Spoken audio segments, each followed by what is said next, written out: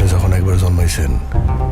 Eid ul ফিতরে silver স্ক্রিনে ঢালিউডের 4 নায়কের cinema Shakib খানের প্রিন্স, সিয়ামের রাক্ষস, নিশোর দম ও শরীফুল রাজের বনলতা এক্সপ্রেস।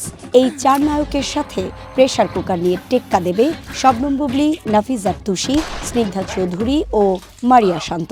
বহুদিন কেটে গেছে।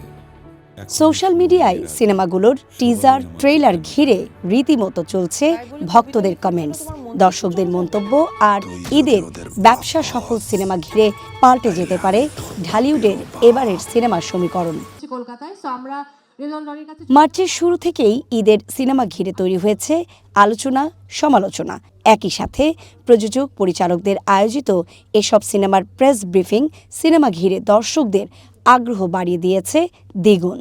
একটা সিনেমা ভাবলে হয় না, সিনেমা বানাতে হয়, অর্থলগ্নি করতে হয়, সাপোর্ট লাগে। তো আপনারা জানেন আলফাই, এসবিএফ এবং চরকির কোলাবোরেশন অনেক সাকসেসফুল ফিল্ম বিগত কয়েক বছরে দেখেছেন আপনারা।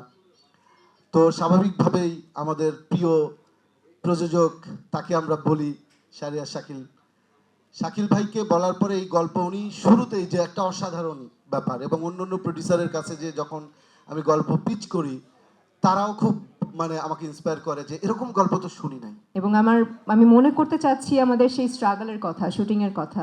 এবং হঠাৎ করে কেন জানি মনে পড়লো, এই তো না আগে কিছুদিন আগে শুরু করেছি, এই তো না মহরতে আর নিশো ভাই, চঞ্চল ভাইয়ের নাক ধরে দমের পরীক্ষা করলাম।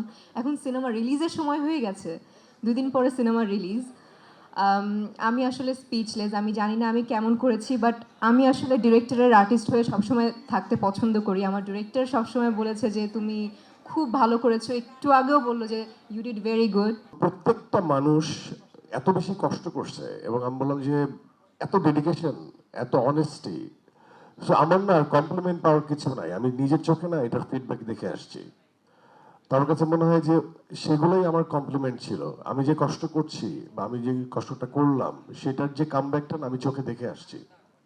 এখন তো আসবে ব্যবসা ভিত্তিক জায়গাটা কতটুক সাকসেস, ব্যবসার মানদণ্ড, কিন্তু শ্রমের এবং সেই শ্রমের ঘাম, সেই কষ্ট, সেগুলো আমি চোখ দিয়ে এত বেশি এক্সপিরিয়েন্স করছি এত কাছ থেকে। তা আমার কাছে মনে হয় যে আমি সব পেয়ে গেছি এই প্রোডাকশনে। হাজার হাজার শিয়াল ঘুরা। ঈদের সিনেমা মানেই অনেকের কাছে পর্দায় শাকিব খানের দাপট।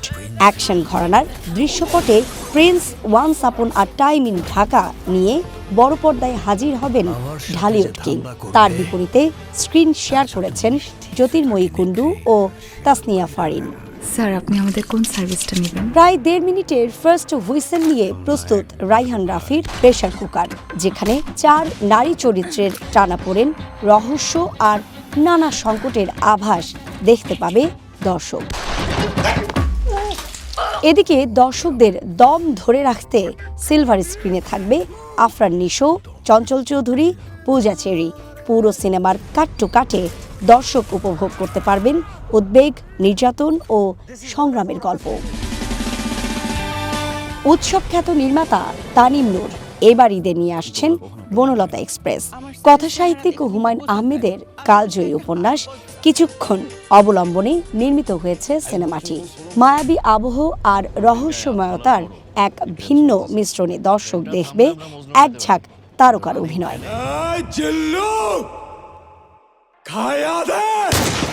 এদিকে বরবাদ সিনেমা দিয়ে প্রথম কাজেই আলোচনায় আসেন নির্মাতা মেহেদী হাসান হৃদয়। এবারের ঈদে রাক্ষস নিয়ে হাজির হবেন তিনি। পাগলাটে প্রেম আর পারিবারিক টানাপোড়েনের গল্প নিয়ে রাক্ষস মাতাবে সিয়াম আহমেদ। সুপর্ণা আমির, ওয়ান নিউজ, ঢাকা।